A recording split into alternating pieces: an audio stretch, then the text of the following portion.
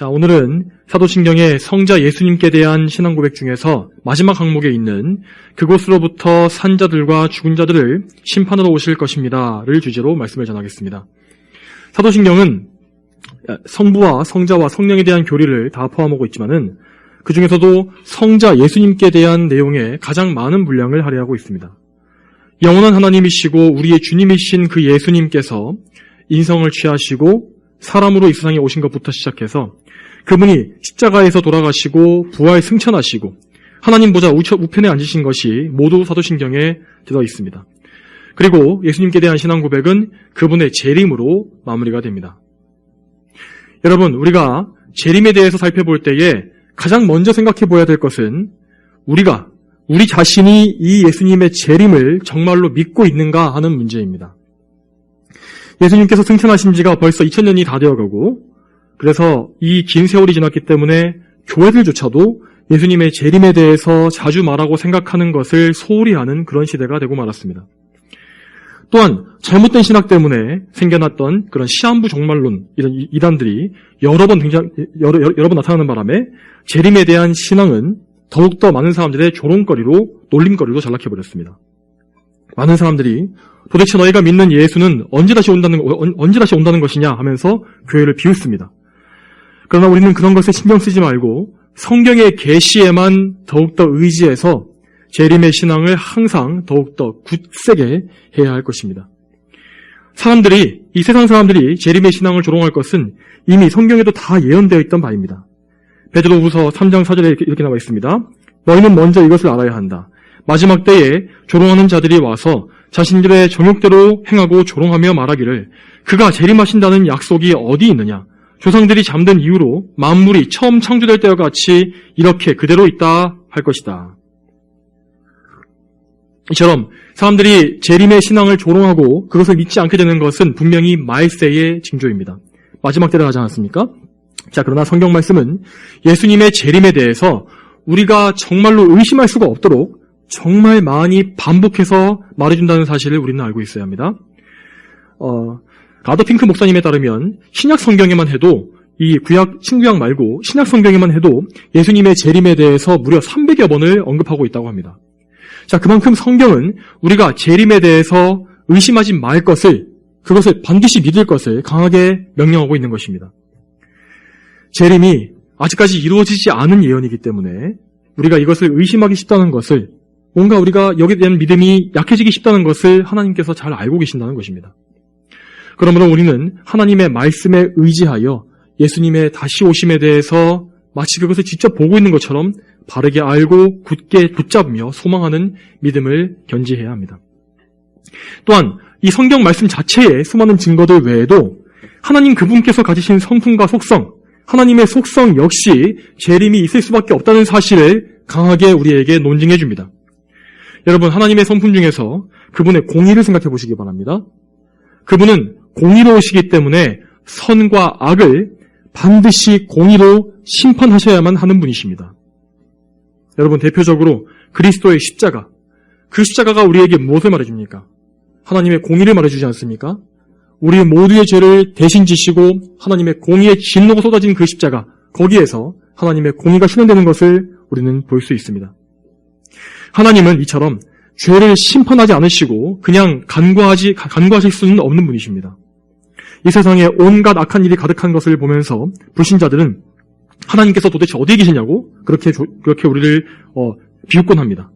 그러나 하나님께서는 그 모든 악을 지금도 심판하고 계시며 또한 마지막 때에 최종적으로 정말 하나도 빠짐없이 모두 다 공의롭게 처리하실 것입니다.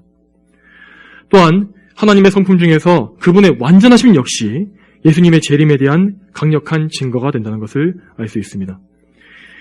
예수님의 십자가를 통해서 우리는 그분의 백성을 구원하시기 위한 하나님의 놀라운 사역을 다 볼 수 있지 않습니까?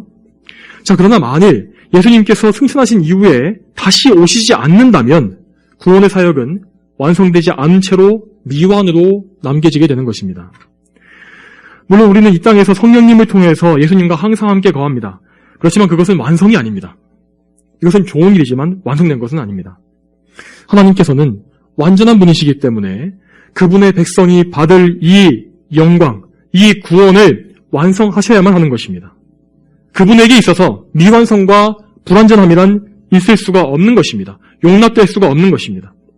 그러므로 하나님께서 정하신 때가 차면, 그때가 되면 온 우주를 통치하시는 왕이요 심판자이신 예수님께서 반드시 이 땅에 다시 오실 것이고 성도의 구원과 악인의 심판을 완전히 완성하실 것을 우리는 믿을 수가 있는 것입니다.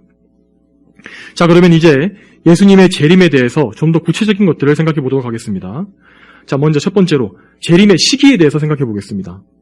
이 사실 성경은 재림 사실, 이 재림이라는 이 사실 자체에 대해서는 분명하게 말하지만은 그 시기에 대해서는 뭔가 말해주는 것이 없습니다. 대표적으로 데살로니가 전서 5장을 보면 되는데, 자, 거기에서 바울 사도는 이 재림 시기를 거기서 바울 사도가 다루고 있는 이유는 이 당시에 데살로니가 교회 성도들이 예수님께서 자신들의 생전에 당대에 재림하실 것이라고 생각해서 자신들의 생업을 포함해서 삶 전체를 등한히 해버리는 그런 실수를 범하고 있었기 때문입니다. 데살로니가 전서 5장 1절부터 3절에 이렇게 나와 있습니다. 형제들아, 때와 시기에 대하여는 너희에게 쓸 것이 없으니 이는 주님의 날이 밤에 도둑같이 올 것을 너희 자신이 자세히 알기 때문이다. 그들이 평안하다 안전하다 할 때에 임신한 여인에게 해산의 고통이 이르듯이 파멸이 갑자기 그들에게 닥칠 것이니 그들이 결코 피하지 못할 것이다. 이처럼 그리스도 예수님의 이 계시를 받은 이 사도 바울도 말하기를 그 때와 시기는 알 수 없고 그저 도둑같이 갑자기 그날이 임할 것이라고 말하고 있는 것을 볼 수 있습니다. 또한 예수님께서도 직접 말씀하시기를 그 날짜나 시각에 대해서는 아무도 모른다. 하늘에 있는 천사들도 모르고 아들도 모르며 아버지께서만 아신다 라고 하신 바가 있지 않습니까? 자, 그러나 데살로니가 전서 말씀에서 바울은 이러한 말씀을 또 덧붙입니다. 그러나 형제들아, 너희는 어두움에 있지 않으므로 그날이 도둑같이 너희에게 이르지 않을 것이니. 자, 이 말씀은 앞뒤가 뭔가 안 맞는 것처럼 들릴 수 있지만은 전혀 그렇지 않습니다. 자, 예수님의 재림에 대해서 믿지 않고 전혀 생각하지 않으며 사는 그런 불신자들은 그날이 갑자기 왔을 때에 엄청난 낭패를 당하게 될 것이 분명합니다. 마치 집에 들어온 도둑을 보듯이 그런 엄청나게 당혹감과 공포를 느끼게 될 것이 분명하다는 것입니다. 반대로 항상 예수님의 재림을 고대하면서 그분을 바라보고 소망하던 그런 성도들은 예수님께서 갑자기 오시더라도 놀라지 않을 것이며 오히려 기뻐하게 될 것입니다. 그들은 평소에 분명히 말씀을 통하여서 그 시대의 징조를 분별하고 있었기 때문입니다. 그러므로 우리는 하나님의 말씀대로 재림의 정확한 시기를 알아맞히려고 하는 모든 헛된 생각을, 그런 망상을 다 버려야 합니다.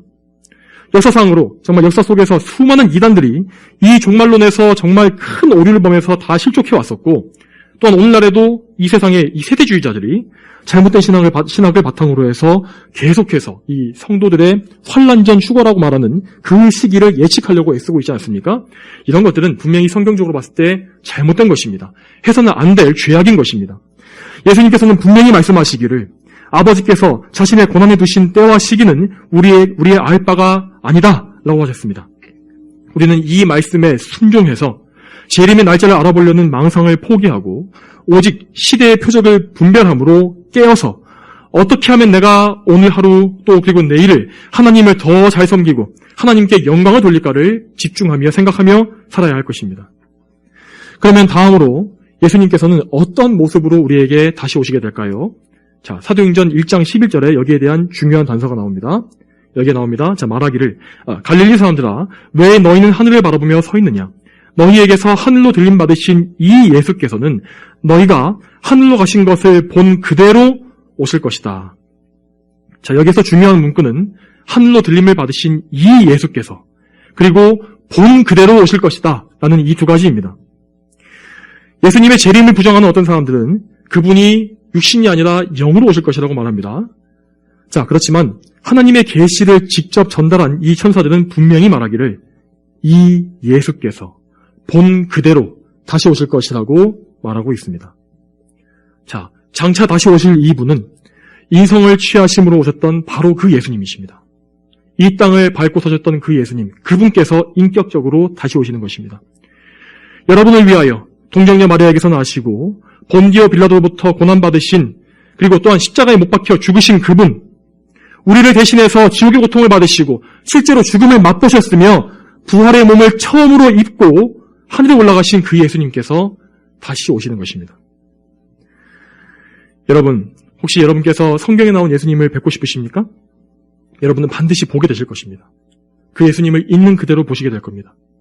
예수님은 참으로 하나님이시고 사람이신 신인이신 그분의 인격 그대로, 그리고 우리가 볼 수 있고 만질 수 있는 육체를 그대로 가시고 그 부활의 영광스러운 몸을 가지시고 그대로 재림하게 되실 것입니다. 또한 예수님은 우리 모두가, 불신자와 신자들 포함해서 모두가 볼 수 있는 방법으로 영광스럽게 임하게 되실 것입니다. 자, 오늘 우리가 읽은 본문, 요한계시록 이 본문에 이렇게 나와 있지 않습니까? 보아라, 그분이 구름을 타고 오실 것이다. 각 사람의 눈이 그분을 볼 것이고 그분을 찔렀던 자들도 볼 것이며 땅의 모든 족속이 그분으로 말미암아 통곡할 것이니 그렇게 될 것이다. 아멘. 여기에서 각 사람의 눈이 그분을 볼 것이라고 하신 것을 잘 보시기 바랍니다. 정말로 그때에는 지구상의 모든 사람들이 예수님의 다시 오심을 직접 눈으로 목도하게 될 것입니다. 물론 이 둥근 공 모양의 지구에서 모든 사람이 다 볼 수 있게 오실 수 있다는 것이 좀 이상하게 보일 수 있습니다. 그렇지만 여러분 생각해 보십시오. 천군 천사들과 함께 구름을 타고 오실 수 있는 이런 기적의 하나님께서, 그 예수님께서 모든 사람에게 자신을 보이시는 그 일이 얼마나 어려운 일이겠습니까? 여러분, 또한 예수님은 영광스러운 모습으로 다시 오실 것입니다. 이 땅에 계실 때 예수님은 초라하고 연약한 모습, 흠모할 만한 아름다운 것이 없는 그런 모습으로 계셨다고 했습니다. 그렇지만 부활하고 승천하신 이후에 그분의 모습은 대단히 영광스럽고 참으로 경외심이 드는 그러한 놀라운 모습으로 변형되셨습니다. 요한계시록 19장에는 그분의 모습이 잘 묘사되어 있는데 거기에 따르면 예수님은 백마를 타셨고 불꽃 같은 눈을 가지셨으며 많은 면류관을 쓰셨고 입에서 예리한 검이 나와서 세상 나라들을 치고 철장으로 다스리실 것이라고 되어 있습니다. 여러분이 우리는 이제까지 사도신경에서 예수님의 낮아지심과 높아지심 모두를 다 살펴보았는데 여러분 재림의 때, 이때가 예수님의 높아지심의 절정이라는 사실을 우리가 생각해 본다면은 그분이 그날에 나타내실 영광은 우리가 눈으로 보기 전까지는 감히 상상하거나 생각할 수 없을 정도로 놀라울 것이 정말로 분명한 것입니다. 여러분, 그러면 예수님께서 어떤 모습으로 오실지에 대해서 살펴보았으니까 이제 예수님께서 재림 때에 행하실 일, 그분께서 무엇을 하실지에 대해서 살펴보겠습니다. 자, 여기에 대해서 사도신경은 산자들과 죽은 자들을 심판하러 오실 것이라고 간략하게 언급하고 있습니다. 이 신앙 고백은 두 가지 뜻으로 해석될 수 있는데, 자, 이는 먼저 영적으로 산 자들과 영적으로 죽은 자들이라는 뜻도 될 수 있고, 또한 재림 시에 아직까지 육체적으로 살아있는 사람들, 그러니까 그 당시에 살아있는 사람들과 이미 육체적인 죽음을 당한 자들, 이렇게 두 가지 해석이라고 볼 수 있는 것입니다. 이 두 가지 해석은 모두가 성경의 지지를 받을 수 있는 올바른 해석이라 볼 수 있습니다. 여러분, 이 신앙 고백 그대로 예수님은 다시 오심으로 최후의 심판을 하실 것입니다. 요한계시록 20장 11절과 12절에 이렇게 나와 있습니다. 또 내가 희고 큰 보좌와 그 위에 앉으신 분을 보았는데 땅과 하늘이 그분의 얼굴 앞에서 사라지고 그 자리마저 찾아볼 수 없었다.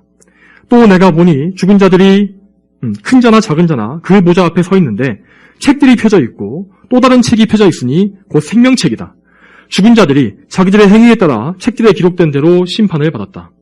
자, 이 말씀에서는 오직 죽은 자들만 언급되어 있지만은 성경의 다른 부분에서는 분명히 산 자들과 죽은 자들을 모두 심판하실 것이라는 말씀이 많이 나와 있습니다.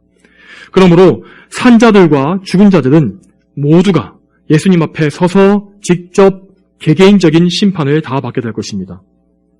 그 심판대에서는 각 사람이 생전에 행한 모든 일들이 선악간에 다 드러나게 될 것입니다. 그 자리에서 예수님을 믿지 않았던 모든 죄인들은 그들의 죄를 해결하실 대속주께서 계시지 않기 때문에 그들의 죄악 그대로 심판받아서 영원한 멸망에 들어가게 될 것입니다. 또한 믿는 자들 가운데서도 믿는 자들 역시 심판대 앞에 서게 될 것인데 우리 성도들은 예수님 덕분에 절대로 구원을 잃지는 않을 것입니다. 그렇지만 성도로서도 부끄럽게도 이 땅에서 주님을 섬기는 일에 태만하고 죄악을 제대로 끊지 못했던 자들, 그런 사람들은 분명히 심판대 앞에서 자신의 그런 부끄러운 일 때문에 책망과 수치를 당하게 될 것이 분명합니다. 그러므로 우리는 이런 말씀을 생각하며 항상 깨어서 기도하고 하나님의 계명, 그분의 계시를 따라서 선한 양심을 가지고 살기를 힘써야 할 것입니다. 마지막 날에 심판자이신 예수님께 칭찬과 상급을 얻는 것보다 더 좋은 것이란 것은 우리에게는 있을 수가 없습니다. 또한 여러분, 예수님께서는 그분의 몸인 교회에 속한 모든 자들을 불러 모아서 하늘로 들어 올리실 것입니다. 데살로니가전서 3장 13절에 이렇게 나와 있습니다. 거기에는 예수님께서 그분의 모든 성도들과 함께 다시 오실 것이라고 그럴 때 있습니다. 자, 여기에서 그분의 모든 성도들이라는 그 사람들은 이 세상에서 자기 갈 길을 다 가고 낙원에 먼저 들어간 성도들의 영혼을 말하는 것입니다. 예수님께서는 그들을 데려오신 이후에 지구상 어딘가에 묻혀있는 그들의 몸을 영광스러운 부활의 몸으로 다시 살려주실 것입니다. 그들의 몸이 비록 다 썩어서 흙이 되었다 할지라도, 혹은 그들의 몸이 부서져서 어디에 있는지 알지 못한다 할지라도 예수님께는 아무 문제가 되지 않습니다. 성도들은 모두가 영광스럽게 부활할 것이고 다시 몸과 영혼이 합쳐져서 하늘로 들려 올라가게 될 것입니다. 또한 여러분, 그들과 마찬가지로 이 재림 때에 이 세상에 살아남아있던 모든 성도들은 죽음을 보지 않고 순식간에 영광스럽게 변화되어서 부활한 모든 성도와 함께 천국에 올라가게 될 것입니다. 그날의 성도들은 예수님을 그분의 계신 그대로 볼 것이며 또한 그분과 같이 영화롭게 변화되는 놀라운 경험을 하게 될 것입니다. 그리고 이 영광스럽고 충만한 상태, 이 완전함은 결코 끝나지 않고 영원히 지속될 것입니다. 이처럼 예수님께서는 재림 때에 그분의 모든 백성, 여러분을 모두 모아서 아버지의 나라에 다 들이실 것이며 그것이 그분께서 다시 오셔서 하실 일 중에서 가장 중요하고도 중대한 일이 될 것입니다. 또한 여러분, 분명히 아십시오. 예수님께서는 예수님을 믿지 않는 버림받은 자들까지도 역시 부활시키실 것입니다. 성경은 여러 차례 악인들의 부활을 말합니다. 그리고 그들이 심판의 부활로 나올 것이라고 분명히 말하고 있습니다. 예수님의 재림 때에 악인들의 영혼이 갇혀 있었던 지옥, 음부는 잠시 그들을 내어줄 것인데 이것은 그들에게 자유를 주는 것이 아니라 그들의 몸과 영혼이 합쳐져서 함께 심판을 받아 영원한 멸망에 처하도록 하기 위함입니다. 또한 재림 때에 살아있는 악인들은 모두 오늘 본문 말씀과 같이 예수님 때문에 그분으로 인해 통곡할 것입니다. 그날에는 이 땅에서 가장 강한 왕들과 권력자들과 부유한 자들이라 할지라도 깊은 산이나 동굴로 피신하게 될 것이고 차라리 거기에서 그 산들과 바위들이 자신을 덮어서 죽여주기를 소망하게 될 것이라고 성경 말씀에 분명히 기록되어 있습니다. 그만큼 재림 때에 예수님은 악인들에게는 정말로 무서운 모습으로 임하게 되실 것입니다. 모든 악인들이 예수님의 심판대 앞으로 다 불려갈 것이며 거기에서 자신의 모든 악행을 다 말하게 될 것인데 그들은 두려우신 심판자 앞에서 단 한마디도 정말 조금도 변명할 수가 없을 것입니다. 예수님께서는 모든 악을 다 보응하실 것이고 모든 숨겨진 것들조차도 다 드러내어 처리하실 것입니다. 또한 그날에는 예수님을 핍박하고 또한 그분의 몸인 교회를 핍박한 악인들에게 정말 두려운 진노가 임하게 될 것입니다. 그분께서 우리 성도들의 모든 억울함을 다 풀어주실 것이며 공의로운 복수를 행해주실 것입니다. 그러므로 우리는 이 땅에서 우리가 해결할 수 없는 억울한 일을 당할 때조차도 선악간에 모든 것을 예수님의 판결에 맡기는 그 믿음을 가질 수가 있어야 할 것입니다. 또한 예수님께서는 이 땅에 다시 오실 때에 이 첫 번째 세상, 눈에 보이는 세상의 모든 것들을 다 불태워 없애실 것이며 또한 우리의 원수인 사단과 사망을 불못에 던져 멸하실 것이라고 말씀하십니다. 베드로후서 3장 10절에 그때 하늘이 큰 소리를 내며 사라지고 원소들은 불에 타서 풀어지고 땅과 그 안에 있는 모든 일들이 드러날 것이다 라고 하셨습니다. 예수 그리스도께서는 성부와 성령 하나님과 함께 이 세상을 창조하신 창조주이십니다. 그분이 이 세상을 시작하셨기 때문에 마찬가지로 그분이 이 세상을 마치실 것입니다. 그러므로 여러분, 이 세상에서 무슨 환경 파괴로 인해서 기후 재앙이 와서 인류가 망할 것이라는 식의 그런 잘못된 주장에 귀를 기울이지 마시길 바랍니다. 물론 우리가 하나님께서 주신 이 창조된 이 세상을 잘 보호하고 사용해야 하는 것은 맞지만 하나님께서는 분명히 우리 사람들이 이 땅에서 생육하고 번성하며 땅을 정복하라고 명하셨습니다. 요즘 소위 환경주의자라고 부르는 이런 무신론자들, 이런 사람들은 이 지구가 살기 위해서는 인간들이 모두 죽어야 한다는 그런 끔찍한 소리를 서슴없이 내뱉고 있는 것을 볼 수 있습니다. 그러나 여러분, 하나님의 형상을 따라 창조된 인간은 창조의 절정이었고 완성이었음을 우리는 알아야 합니다. 인격적 피조물로서 그분과 하나님과 교제하기 위해 지어진 인간이 없이는 이 세계를 논한다는 것이 정말 아무 의미가 없는 것이고, 무엇보다 이런 생각은 하나님을 대적하는 마귀적인 사상에서 나온 것이라는 사실을 여러분 반드시 아셔야 합니다. 또한 예수 그리스도께서는 이 세상을 없애실 뿐만 아니라 성도들의 원수, 그 철천지 원수인 마귀와 사망을 지옥에 던져 멸하실 것이라고 말씀하셨습니다.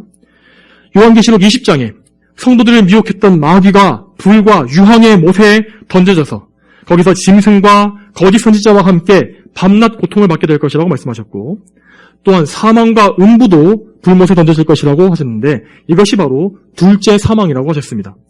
이 둘째 사망은 영원한 멸망이고 또한 하나님의 공의의 완성입니다. 이렇게 죄로 오염된 이 세상이 사라지고 모든 우리의 원수가 멸망당하고 나면 하나님께서는 그분의 백성들을 위해 허락하신 새 하늘과 새 땅을 이 땅에 임하게 하실 것입니다. 요한계시록 21장 1절과 2절에 이렇게 나와 있습니다. 또 내가 새 하늘과 새 땅을 보니 처음 하늘과 처음 땅이 없어지고 바다도 더 이상 존재하지 않았다. 또 내가 거룩한 성 새 예루살렘이 하나님께로부터 하늘에서 내려오는 것을 보니 신부가 남편을 위하여 단장한 것 같았다 라고 말씀하시는 것을 또 우리가 볼 수 있습니다. 하나님께서 우리에게 유업으로 주신 이 새 나라는, 새 하늘과 새 땅은 이 옛 세상과는 같지 않을 것입니다. 그곳은 완전하며 거룩하고 또한 영원히 밤이 오지 않고 어둠이 없고 하나님께서 그곳에서 빛이 되시기 때문에 해나 달이 필요 없는 그런 영광스러운 곳입니다. 예수님께서는 그분의 백성들을 이 영광스러운 나라로 친히 데려가시기 위해서 이 땅에 다시 오시는 것입니다.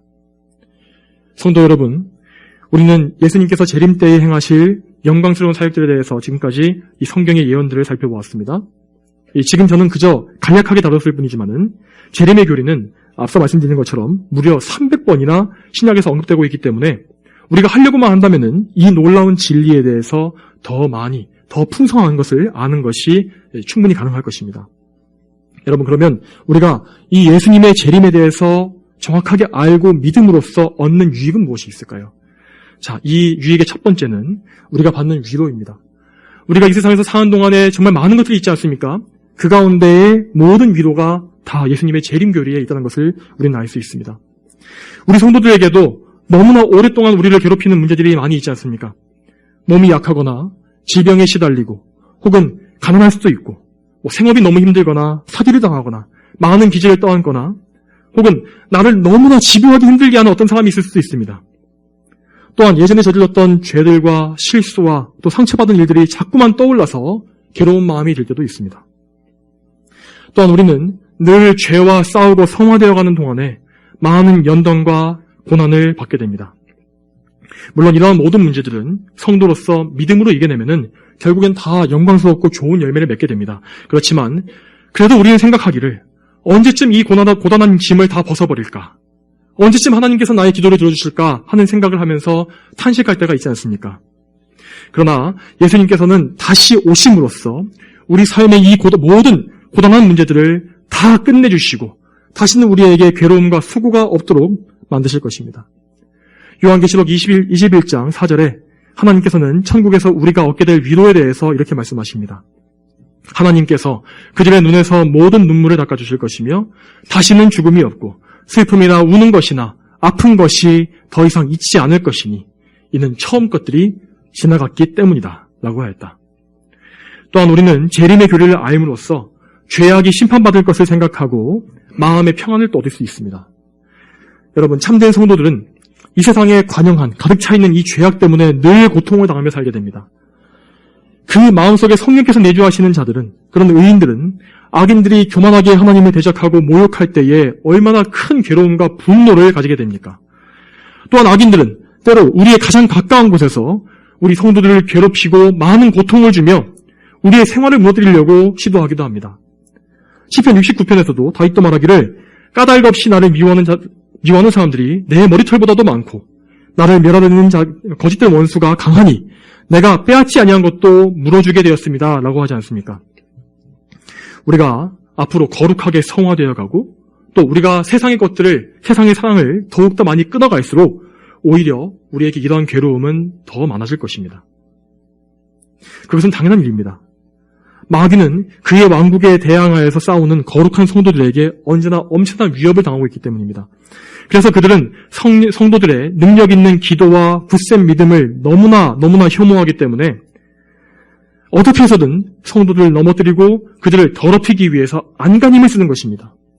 그렇게 그가 안간힘을 쓰고 노력하는 과정 속에서 악인들이 마귀의 도구가 되어서 우리를 괴롭히고 또한 이 세상의 악한 법과 제도와 문화, 사상 등이 우리를 압박해 들어오게 되는 것입니다. 그러나 이러한 악한 것을 볼 때에도 마음에 지나치게 분노해서 죄를 짓거나 혹은 낙심하지 마시길 바랍니다. 우리는 예수님의 재림을 생각함으로써 마음의 평안을 얻을 수 있습니다. 우리 예수님께서 의로운 재판장으로 이 세상에 다시 오실 것이기 때문입니다. 그날에 우리는 그리스도의 원수들이 철저히 보응받는 것을 다 보게 될 것입니다. 여러분, 이 세상에 속해서 교회를 미워하고 핍박한 자들은 모두 다 그리스도의 몸을, 그분의 옆구리를 찔렀던 적들과 같습니다. 그리스도를 찌르고 상하게 했던 모든 원수들에게 예수님께서는 공의롭게 복수하실 것입니다. 그러므로 우리는 이 세상에 사는 동안에 원수 갚는 것이 하나님께 있는 것임을 생각하면서 사적으로 보복하려는 마음을 품지 말아야 합니다. 물론 당장은 복수하게 되면 시원할 것이고 반대로 복수하지 않게 되면 당장은 답답하고 너무나 힘들 것입니다. 그러나 예수님께서는 우리가 그분의 공의로운 심판을 기다리며 믿음으로 인내할 때에 그것을 다 기억하시고 기뻐하실 것이며 마침내 그분의 공의가 이루어지게끔 하실 것입니다. 또한 우리는 예수님의 재림을 생각할 때에 믿음의 용기도 얻을 수가 있습니다. 여러분, 우리는 사실 너무나 오랫동안 평화롭게 이런 평안한 환경에서 신앙생활을 했기 때문에 극단적인 핍박이나 박해를 받을 일이 없지 않았습니까? 오늘날 우리나라 교회들과 성도들이 너무나 믿음이 약하고 쉽게 물러나고 타협하는 그런 이유가 바로 여기에 있는 것입니다.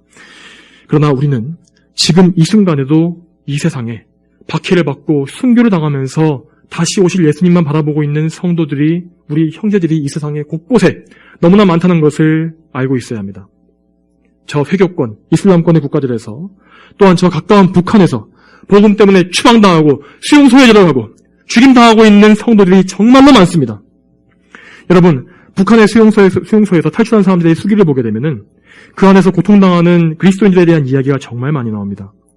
자, 예전에 김일성은 이 그리스도인들이 하늘을 믿는 자들이라고 해서 그렇기 때문에 그들이 살아서나 죽어서나 하늘을 보지 못하게 하라고 특별 지시를 내렸다고 합니다. 그래서 그리스도인들은 그 수용소 안에서 앉아있을 때에도 하늘을 보지 못하게 항상 무릎 사이에 머리를 끼우고 엎드려 있도록 그렇게 처분되었고, 또한 그들이 죽은 후에도 목을 꺾어서 하늘이 보이지 않는 어두컴컴한 산골짜기에 파묻어 버리라고 그렇게 말했다고 합니다. 여러분, 그들이 하늘을 바라보면서, 이 그리스도인 형제들이 하늘을 바라보면서 무슨 소망을 가졌기에 이 악한 공산주의자들이 그들이 하늘을 보지 못하도록 만든 것일까요? 그들은 하늘을 바라보면서 다시 오실 예수님을 바랐던 것입니다. 또한 이제까지 모든 순교자들이 다 이와 같은 믿음을 가지고 재림에 대한 신앙을 가지고 예수님을 바라고 소망해 왔습니다. 여러분, 그렇지만 우리 역시 우리의 인생 가운데에서 이러한 박해와 고난에 처하지 말라는 법이 없습니다. 또한 우리의 자손들, 우리 자녀들이 믿음 생활을 할 때에 이러한 박해에 처하지 말라는 법이 없지 않습니까? 여러분, 그리고 실제로 우리는 현재 예수님을 믿는 것 때문에 또한 큰 손해와 또한 법적 처벌을 감수해야 하는 세상으로 점점 더 가까이 가고 있지 않습니까? 그러나 그런 것이 우리에게 직접 닥쳐온다 할지라도 그럴 때라도 우리는 예수님의 재림을 생각하면서 참된 용기를 얻을 수가 있는 것입니다. 우리 주님께서 우리를 반드시 데리러 오실 것입니다. 그날은 분명히 정해져 있고 단 하루도 한시도 지체되지 않을 것입니다. 우리가 비록 이 세상에서 많은 것을 잃어버릴 수 있습니다. 믿음을 지키다가 우리 생명까지도 바칠 수가 있습니다. 그렇지만 천국에 올라가게 되면 우리는 우리가 이 땅에서 잃어버린 것들과 아예 비교도 할 수 없는 놀라운 상급을 그때에 받게 될 것입니다. 이 사실을 기억할 때에 우리는 참된 용기와 믿음으로 이 세상을 이길 수가 있는 것입니다.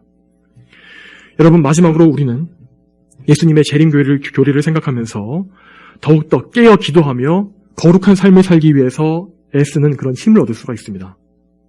우리 모두는 하늘에 올라가기 전에 예수님의 심판대 앞을 반드시 거치게 될 것입니다. 이 세상에서 주님 섬기는 일을 게을리했던 성도는 그 심판대 앞에서 책망을 받게 될 것이고, 그런 사람들은 마치 불에서 건져낸 나무 조각처럼 간신히 구원만 받는 정도에 만족해야 할 것입니다. 그러나 이 땅에서 주님을 섬기기 위해서 많이 수고하고 힘쓴 사람들은 각자 그들의 행한 것들에 따라 상을 받게 될 것입니다. 주님께로부터 큰 상을 받는 사람들은 이 성경의 유명인들, 바울 사도나 베드로처럼 그런 유명한 그리스도인들만 있는 것이 아닐 것입니다. 이 세상에서는 아무도 몰랐던 사람들, 무명의 그리스도인들, 그저 골방에서 많은 시간 기도함으로 주님을 바라보았던 그런 사람들이 무수 성도들 앞에서 들어올려져서 유명한 사람들도 높임받고 상을 받게 될 것입니다. 여러분, 우리의 유일한 영광과 소망은 바로 우리 주님께로부터 받는 이 상급과 면류관에 있다는 사실을 반드시 기억하십시오. 이 세상에서 우리가 조금 못난 사람으로 취급받고 또 이 세상에서는 많은 부를 누리지 못한다 할지라도 다시 오실 주님께 큰 상을 받는 것이 우리에게는 가장 좋은 일인 것입니다. 그러므로 여러분이 어떤 상황에 있든지 간에 지금 이 순간 좀 더 주님을 기쁘시게 하기 위해서 더욱더 힘쓰시길 바랍니다. 하나님의 말씀을 더 많이 알므로써 하나님을 기쁘시게 하는 일이 무엇인지를 정확히 아시고 그것을 행하시길 바랍니다. 여러분의 삶 가운데 예배하는 일을 항상 힘쓰시고 또한 많은 기도를 통해서 늘 하나님을 바라보며 그분을 섬기시기 바랍니다. 기도를 통해서 하나님의 교회와 하나님의 일들을 도우시길 바랍니다. 또한 여러분, 이 교회를 위해서 항상 수고하며 헌신하시고 또한 교회가 그리스도의 몸이 당하는 고통을 외면하지 마십시오. 우리는 단지 우리 자신의 이 개인의 신앙생활만, 우리 영적인 걱정만 할 것이 아니라 교회 전체의 유익을 생각해야 할 것입니다. 이것이 바로 예수님께서 기뻐하시는 일입니다. 사랑하는 성도 여러분, 오늘도 예수 그리스도를 바라보는 신앙을 더욱더 굳세게 하시길 바랍니다. 우리 주님께서는 반드시 우리에게 다시 오실 것입니다. 이 세상을 사랑하지 마시고 저 천국에 소망을 두십시오. 바로 그것이 참된 유익이고 지혜로운 일이며 영원한 생명이 있는 일입니다. 다 함께 기도하겠습니다.